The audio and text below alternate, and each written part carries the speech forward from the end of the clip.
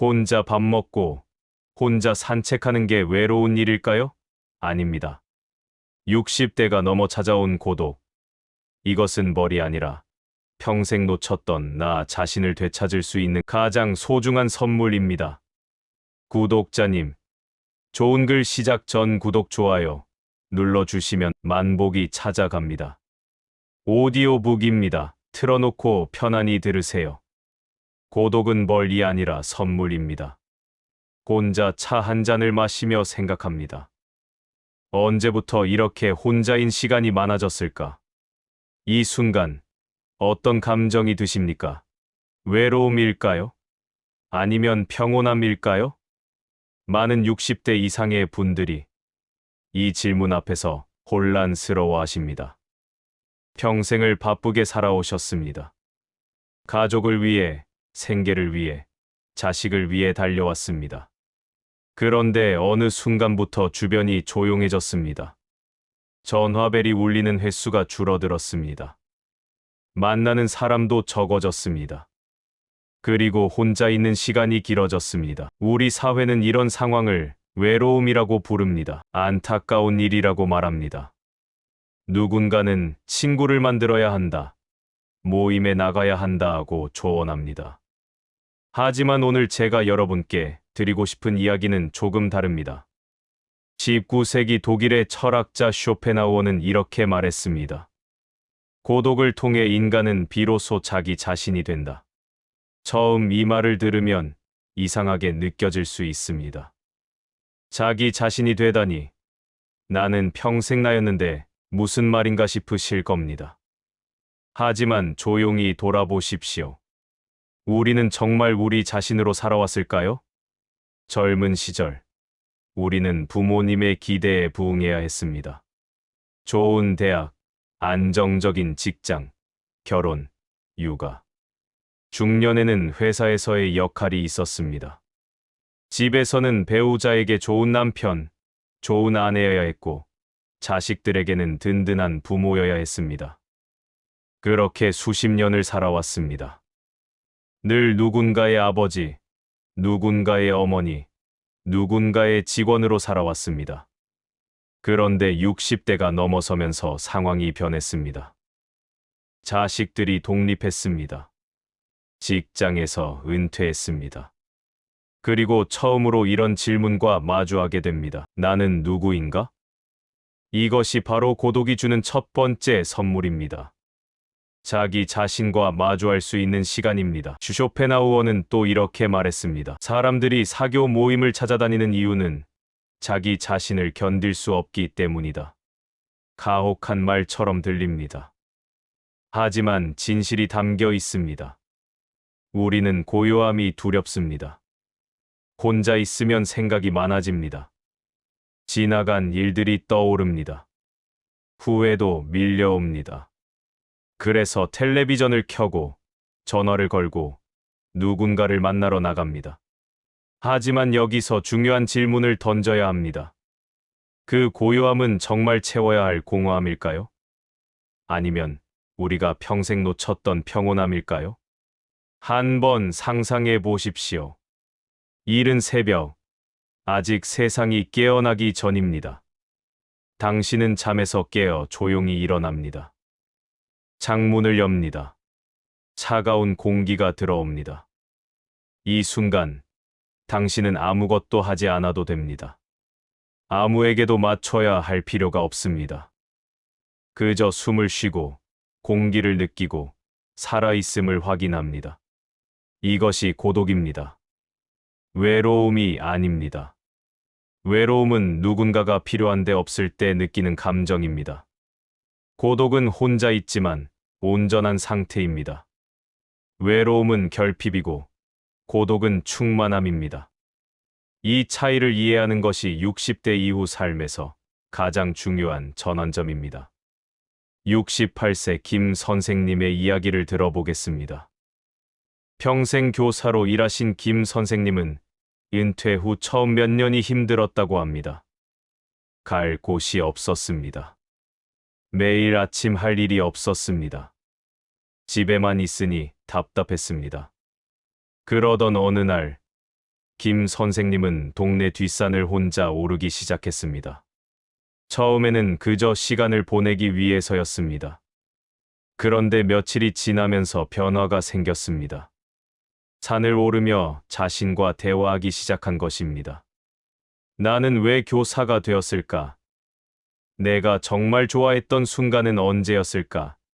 이제 나는 무엇을 하고 싶은가? 김 선생님은 말씀하셨습니다. 처음에는 혼자 걷는 게 외로웠어요. 그런데 어느 순간부터 이 시간이 너무 소중하더라고요. 평생 학생들, 동료들, 가족들에게 둘러싸여 살았는데 처음으로 나 자신의 목소리를 들었어요. 이것이 고독의 힘입니다. 고독은 우리에게 자기 자신의 목소리를 들을 기회를 줍니다.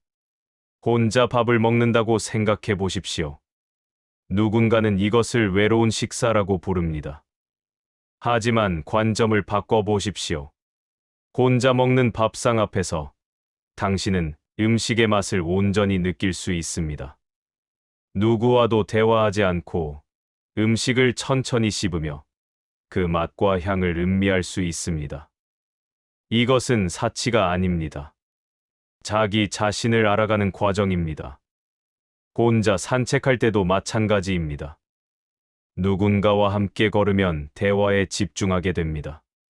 하지만 혼자 걸으면 주변의 모든 것이 보입니다.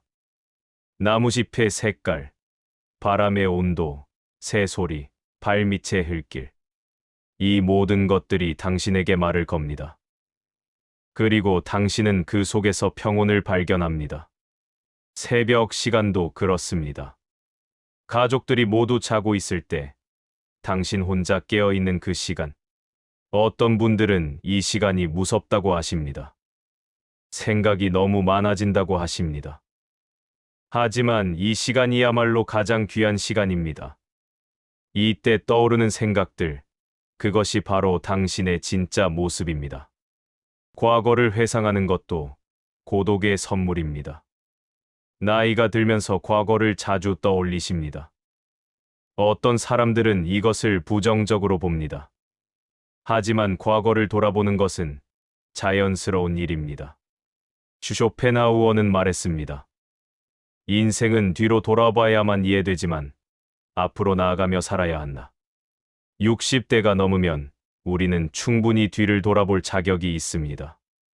그리고 이것은 혼자 있을 때만 가능합니다. 누군가와 함께 있으면 우리는 상대의 시선을 의식합니다. 하지만 혼자 있을 때는 솔직해질 수 있습니다. 자신의 진짜 감정과 마주할 수 있습니다. 여기서 중요한 깨달음이 있습니다. 고독은 외로움이 아니라 자기 안의 평온을 회복하는 과정입니다. 평생을 바쁘게 살아오며 우리는 내면의 평온을 잃어버렸습니다. 늘 무언가를 해야 했고 누군가를 돌봐야 했습니다. 마음속은 늘 소란스러웠습니다. 걱정, 불안, 스트레스로 가득했습니다. 하지만 지금 60대가 넘어 혼자 있는 시간이 많아진 이 순간이야말로 그 평온을 되찾을 기회입니다. 고독 속에서 우리는 마음의 소음을 줄일 수 있습니다. 불필요한 걱정을 내려놓을 수 있습니다. 72세 박 여사님의 이야기입니다. 남편과 사별한 후 혼자 사시는 박 여사님은 처음 1년이 정말 힘들었다고 합니다. 40년을 함께 산 사람이 없으니 모든 것이 낯설었습니다. 하지만 시간이 지나면서 박 여사님은 변화했습니다. 처음에는 외로워서 견딜 수 없었어요. 그런데 어느 날 깨달았어요. 나는 혼자가 아니라 나 자신과 함께 있다는 것을요. 남편이 있을 때는 남편이 좋아하는 음식을 만들었어요. 그런데 이제는 내가 먹고 싶은 것을 먹습니다. 이게 얼마나 큰 자유인지 몰라요. 이것이 고독이 주는 선물입니다. 자기 자신을 돌볼 수 있는 시간과 공간입니다. 그러므로 고독을 두려워하지 마십시오. 고독은 벌이 아닙니다. 인생 후반부에 사람 관계가 줄어드는 것은 자연스러운 일입니다. 이 과정을 슬프게 받아들일 수도 있고 선물로 받아들일 수도 있습니다. 고독을 선물로 받아들이십시오. 그리고 그 안에서 잃어버렸던 자기 자신을 찾으십시오. 평생을 남을 위해 살아왔다면 이제는 나를 위해 살 때입니다. 고독은 끝이 아닙니다. 새로운 시작입니다. 진짜 자기 자신으로 살아가는 삶의 시작입니다. 이 점 혼자 있는 시간의 질이 인생의 깊이를 만듭니다. 시합 제도장 혼자 있는 시간의 질이 인생의 깊이를 만듭니다. 아침에 눈을 뜨면 가장 먼저 무엇을 하십니까? 어떤 분들은 곧바로 텔레비전을 켭니다. 어떤 분들은 휴대전화를 확인합니다. 또 어떤 분들은 라디오를 틉니다. 왜 그럴까요? 고요함이 불편하기 때문입니다. 침묵 속에 혼자 있는 것이 견디기 어렵기 때문입니다. 쇼펜하우어는 이렇게 말했습니다. 평범한 사람은 외로움을 피하고 위대한 정신은 외로움을 추구한다. 이 말을 처음 들으면 오만하게 느껴질 수 있습니다. 마치 혼자 있는 것을 좋아하는 사람만 특별하다는 것처럼 들리니까요. 하지만 이 말의 진짜 의미는 다릅니다. 여기서 말하는 위대한 정신이란 특별한 재능을 가진 사람을 뜻하는 것이 아닙니다. 자기 자신과 깊이 있게 대화할 수 있는 사람, 혼자 있는 시간을 의미 있게 보낼 수 있는 사람을 말합니다. 그리고 이것은 누구나 배울 수 있는 능력입니다. 특히 60대가 넘어 인생의 많은 것을 경험한 지금, 여러분에게는 이 능력을 키울 최고의 조건이 갖춰져 있습니다. 혼자 있는 시간이 많다는 것, 그 자체가 문제가 아닙니다. 문제는 그 시간을 어떻게 보내느냐입니다. 똑같이 하루에 5시간을 혼자 보낸다고 해도 어떤 사람은 그 시간이 고통스럽고 어떤 사람은 그 시간이 행복합니다. 차이가 무엇일까요? 바로 혼자 있는 시간의 질입니다. 65세 이 선생님의 이야기를 들어보겠습니다. 이 선생님은 은퇴 후 매일 집에만 계셨습니다. 아침에 일어나 신문을 보고, 텔레비전을 보고, 낮잠을 자고, 저녁을 먹고, 다시 텔레비전을 보다가 잠이 들었습니다. 이렇게 1년을 보냈습니다. 이 선생님은 우울해졌습니다. 내 인생이 이렇게 끝나는구나 하는 생각이 들었습니다. 그러던 어느 날, 이 선생님은 작은 변화를 시도했습니다. 아침에 일어나 신문을 보는 대신 30분 동안 그냥 앉아 있기로 한 것입니다. 아무것도 하지 않고 그저 창밖을 바라보며 앉아 있었습니다. 처음에는 참기 힘들었습니다. 무언가를 해야 할 것 같았습니다. 하지만 며칠이 지나자 변화가 생겼습니다. 이 선생님은 말씀하셨습니다. 그냥 앉아 있으니까 생각이 떠오르더라고요. 내가 정말 하고 싶은 게 뭔지, 내가 왜 우울한지, 내가 무엇을 그리워하는지. 그동안 텔레비전 소리에 묻혀있던 내 목소리가 들리기 시작했어요.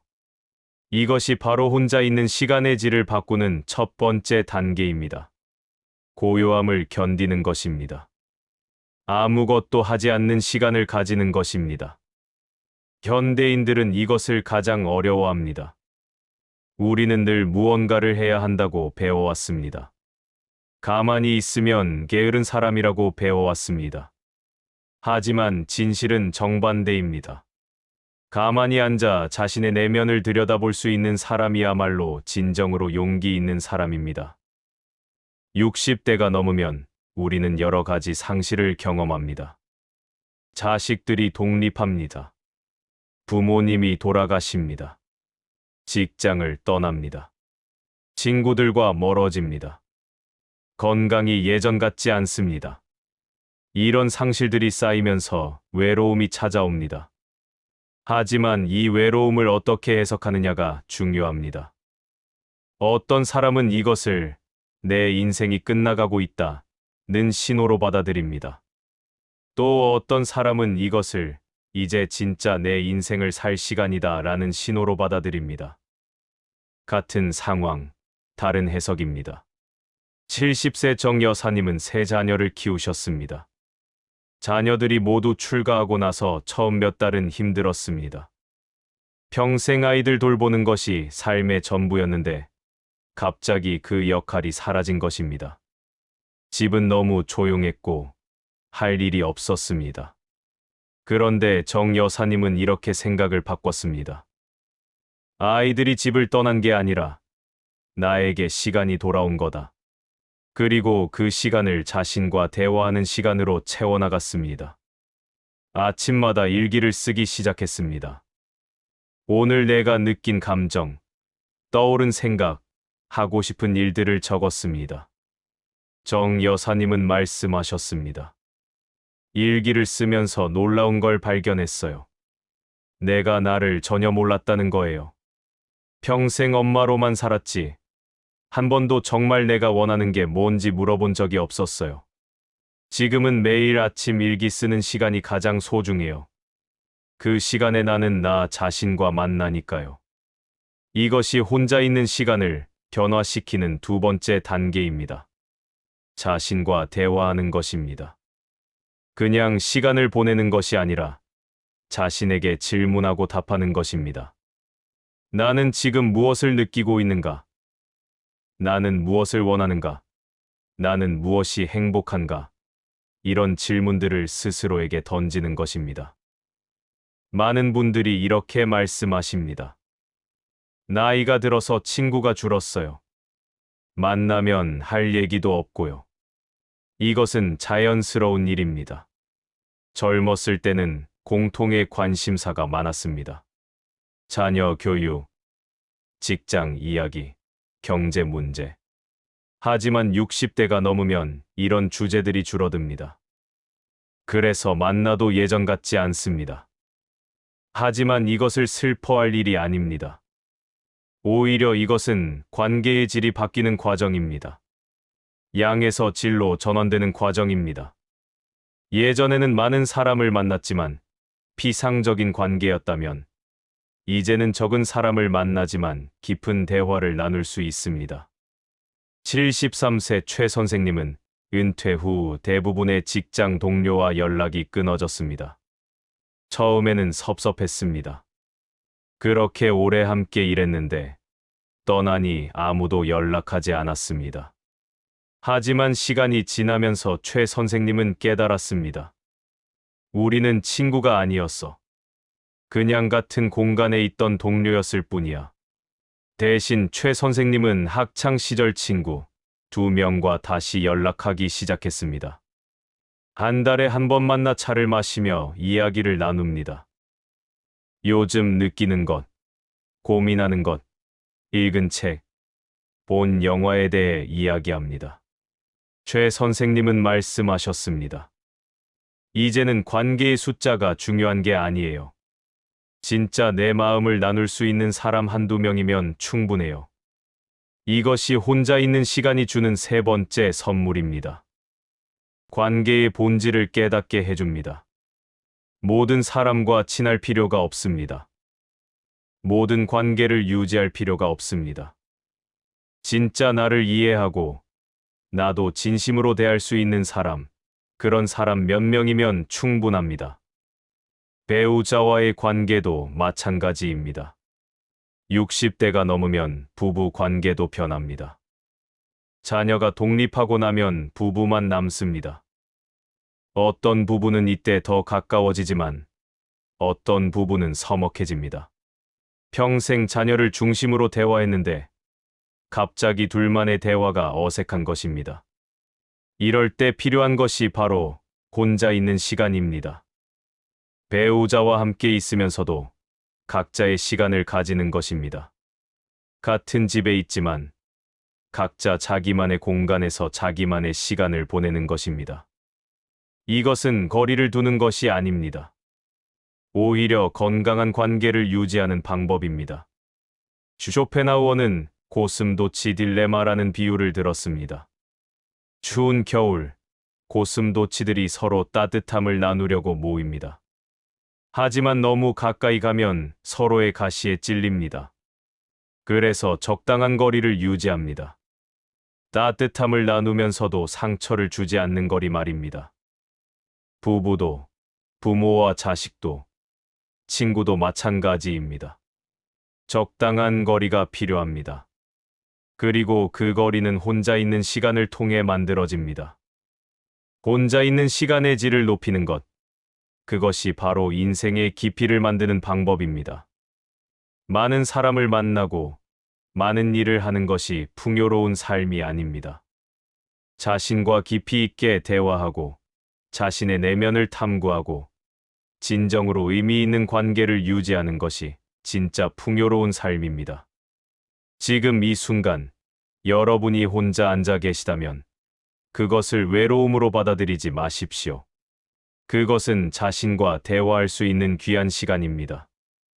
그 시간을 통해 여러분의 삶은 더 깊어질 것입니다. 3점. 남에게 휘둘리지 않는 내면 만들기. 샵 제3장 마음의 독립. 남에게 휘둘리지 않는 내면 만들기. 60대가 넘어서도 우리는 여전히 누군가의 시선을 의식합니다. 자식들이 어떻게 생각할까? 배우자가 뭐라고 할까? 이웃이 나를 어떻게 볼까? 평생을 이렇게 살아왔습니다. 그런데 이제 질문을 던져야 합니다. 언제까지 이렇게 살 것인가? 쇼펜하우어는 이렇게 말했습니다. 행복의 90%는 내면에서 결정된다. 우리가 행복한지 불행한지는 외부 상황이 아니라 우리의 마음가짐에 달려 있습니다. 같은 상황에서도 어떤 사람은 행복하고 어떤 사람은 불행합니다. 차이는 내부에 있습니다. 많은 분들이 이렇게 말씀하십니다. 자식들이 자주 안 찾아와서 서운해요. 배우자가 내 마음을 몰라줘서 속상해요. 이런 감정들은 자연스럽습니다. 하지만 왜 서운할까요? 그것은 우리가 다른 사람에게 기대를 가지고 있기 때문입니다.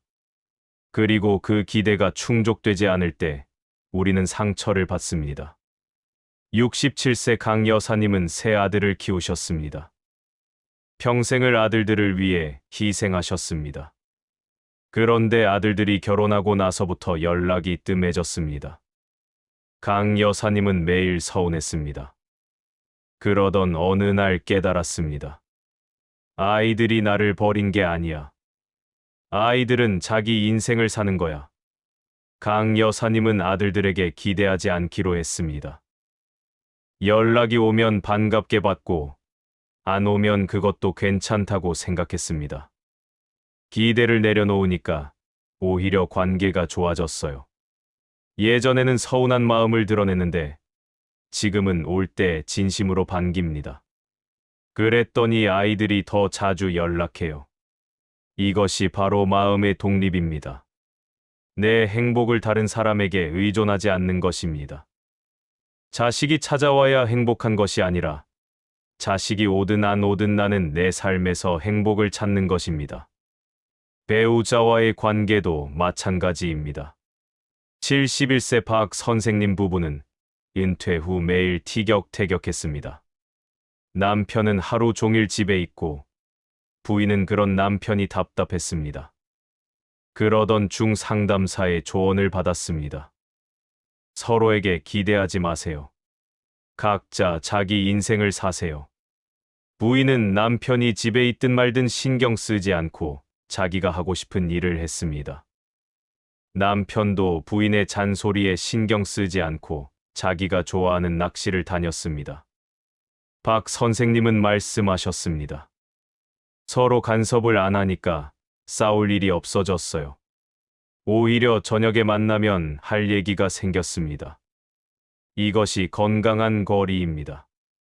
쇼펜하우어가 말한 고슴도치의 거리입니다. 너무 가까워서 서로에게 상처를 주지도 않고 너무 멀어서 외롭지도 않은 거리입니다. 형제자매도 나이가 들면서 멀어집니다. 69세 김 선생님은 내 형제 중 막내입니다. 부모님이 돌아가신 후 형제들이 거의 연락하지 않습니다. 처음에는 서운했지만 생각을 바꿨습니다. 형제라는 이유로 억지로 모일 필요는 없어요. 의무감으로 만나면 불편합니다. 지금은 1년에 한두 번 만나지만 만날 때는 진짜 반갑습니다. 친구 관계도 마찬가지입니다. 74세 이 여사님은 평생 친구가 많았습니다. 하지만 70대가 넘어서면서 모임이 부담스러워졌습니다. 이 여사님은 대부분의 모임을 그만뒀습니다. 친구가 많다고 좋은 게 아니더라고요. 진짜 내 마음을 알아주는 친구, 그 사람들과 깊은 대화를 나누는 게 훨씬 좋아요. 마음의 독립을 이루는 5가지 방법이 있습니다. 첫째, 기대를 내려놓으십시오. 자식에게, 배우자에게, 친구에게 기대하지 마십시오. 둘째, 당신의 행복을 스스로 책임지십시오. 셋째, 건강한 거리를 유지하십시오. 넷째, 관계의 질을 높이십시오. 다섯째, 혼자 있는 시간을 즐기십시오. 마음의 독립, 그것은 이기적인 것이 아닙니다. 오히려 그것은 성숙한 어른의 태도입니다. 내 행복을 다른 사람에게 의존하지 않고 스스로 책임지는 것입니다. 그럴 때 비로소 우리는 진정으로 자유로워집니다.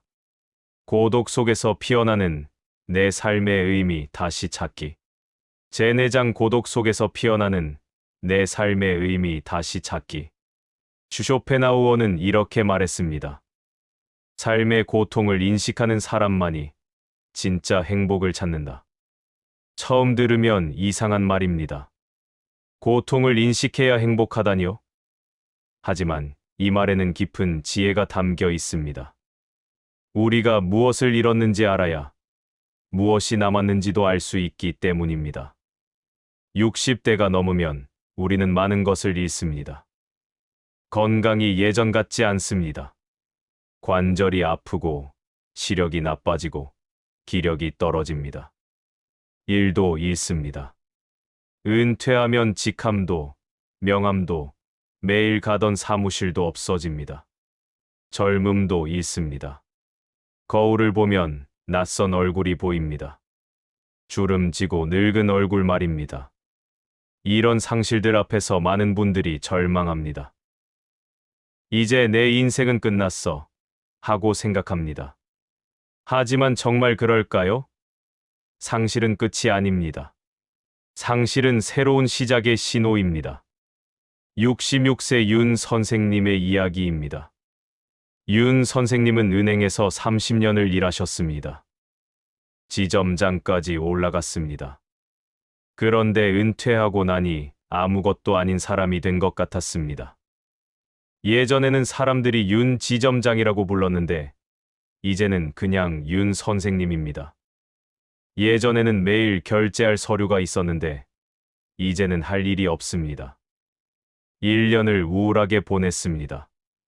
그러던 어느 날 윤 선생님은 동네 도서관에 갔습니다. 그리고 젊었을 때 읽고 싶었던 책들을 빌렸습니다. 역사책, 철학책, 소설책. 매일 도서관에 가서 책을 읽었습니다. 그러면서 깨달았습니다. 내가 30년 동안 놓쳤던 게 이거구나. 윤 선생님은 말씀하셨습니다. 은행에서 일할 때는 늘 바빴어요. 숫자와 실적만 봤죠. 그런데 이제는 시간이 있어요. 천천히 생각할 수 있어요. 책을 읽으면서 인생에 대해, 죽음에 대해, 행복에 대해 처음으로 진지하게 고민하게 됐어요. 직장을 잃었지만 오히려 내 삶을 찾은 것 같아요. 이것이 바로 상실의 의미입니다. 무언가를 잃으면 그 자리에 새로운 것이 들어올 공간이 생깁니다. 바쁜 일상을 잃으면 고요한 사색의 시간이 들어옵니다. 사회적 지위를 잃으면 진짜 자기 자신을 찾을 기회가 생깁니다. 고독이 주는 가장 큰 선물은 바로 이것입니다. 창조성, 통찰력, 평온함. 혼자 있을 때 우리는 생각할 수 있습니다. 깊이 생각할 수 있습니다. 다른 사람의 의견에 휘둘리지 않고 내 생각을 정리할 수 있습니다. 70세 정 여사님은 평생 남편과 자식들을 돌보며 살았습니다. 자기만의 시간이 없었습니다. 그런데 자식들이 독립하고 남편이 낮에 외출하기 시작하면서 혼자 있는 시간이 생겼습니다. 처음에는 무엇을 해야 할지 몰랐습니다. 그러다 우연히 수채화, 그리기를 시작했습니다. 젊었을 때 미술을 좋아했는데 결혼하면서 포기했던 취미였습니다. 물감을 사고 종이를 사고 유튜브로 그림 그리는 법을 배웠습니다. 처음에는 서툴렀지만 매일 조금씩 그렸습니다. 정 여사님은 말씀하셨습니다. 그림을 그리면 시간 가는 줄 몰라요. 완전히 몰입해요. 그리고 그림이 완성되면 뿌듯해요. 내가 이런 걸 할 수 있구나 하는 자신감이 생겨요. 평생 남을 위해 살았는데 이제는 나를 위해 뭔가를 만들어내니까 행복해요. 고독은 이렇게 우리 안에 숨어있던 창조성을 깨웁니다. 바쁠 때는 몰랐던 재능, 잊고 있던 열정이 다시 살아납니다. 그림이든, 글이든, 음악이든, 정원 가꾸기든, 무엇이든 좋습니다. 중요한 것은 나를 위해 무언가를 만들어내는 경험입니다. 자연과 함께하는 것도 좋은 방법입니다. 73세 한 선생님은 매일 아침 동네 공원을 산책합니다. 똑같은 길을 걷지만 매일 다릅니다. 봄에는 꽃이 피고, 여름에는 나무가 우거지고, 가을에는 낙엽이 떨어지고, 겨울에는 눈이 쌓입니다. 한 선생님은 말씀하셨습니다. 자연을 보면 깨달아요. 모든 것은 변한다는 것을요. 나도 변하고, 계절도 변하고, 세상도 변해요. 변하는 것을 받아들이니까 마음이 편해져요. 여행도 좋습니다. 멀리 갈 필요 없습니다. 가까운 동네, 옆 동네를 걸어 다니는 것만으로도 충분합니다. 새로운 길을 걷고, 새로운 풍경을 보고, 새로운 사람을 만나는 것. 이 모든 것이 우리에게 자극을 줍니다. 봉사도 의미 있는 활동입니다. 68세 조 여사님은 매주 복지관에서 도시락 봉사를 합니다. 남을 돕는다는 게 이렇게 좋은 줄 몰랐어요. 내가 누군가에게 도움이 된다는 것, 그게 나를 살아있게 만들어요. 글쓰기도 추천합니다. 일기를 쓰거나, 회고록을 쓰거나, 손주들에게 편지를 쓰는 것. 글을 쓰면서 우리는 우리 삶을 정리할 수 있습니다.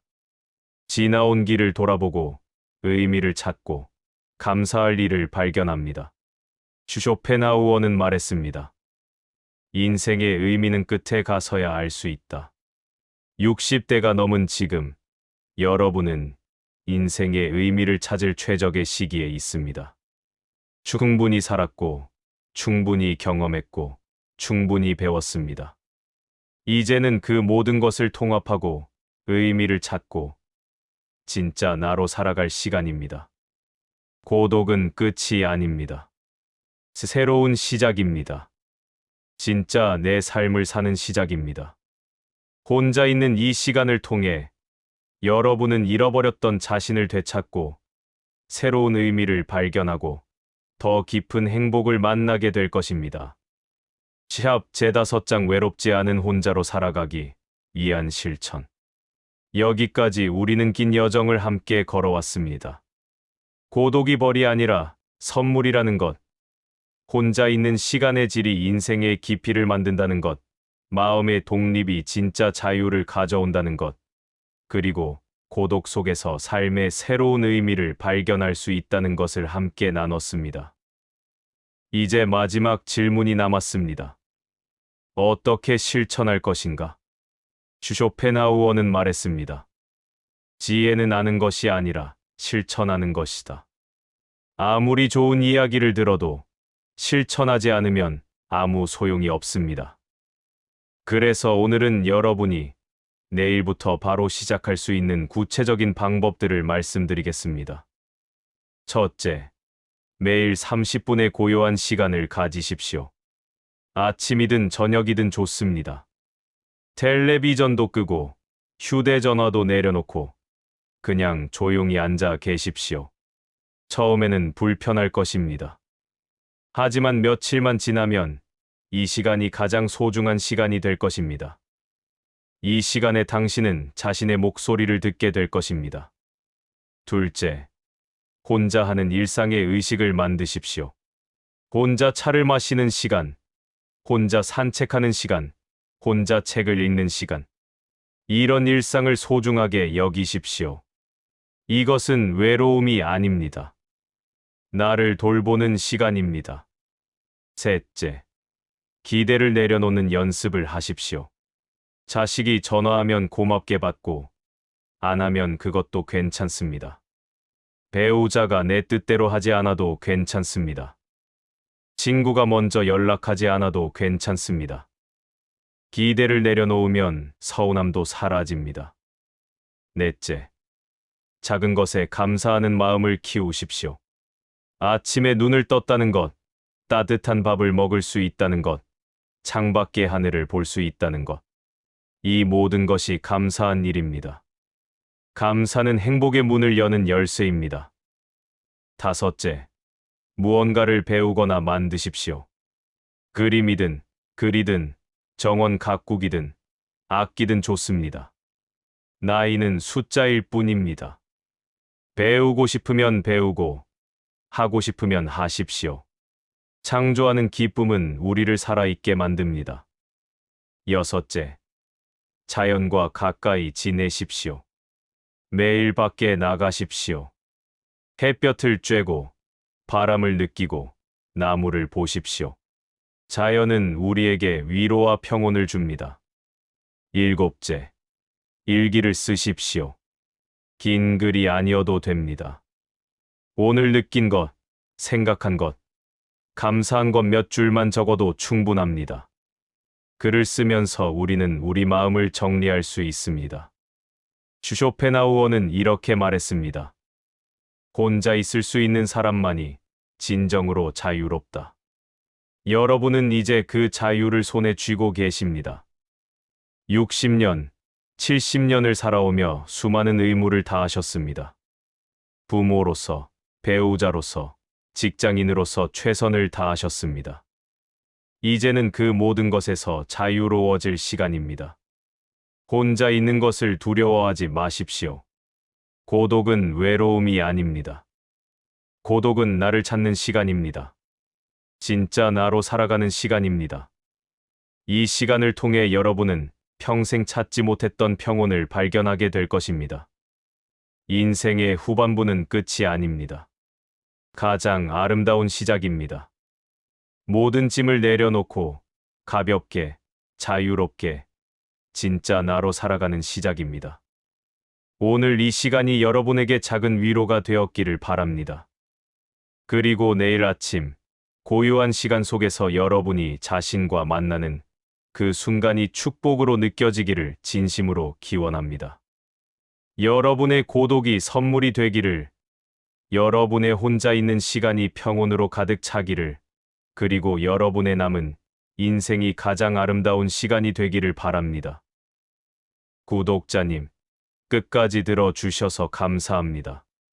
구독과 좋아요 눌러주시면 삶의 지침이 되는 좋은 글 제일 먼저 찾아갑니다.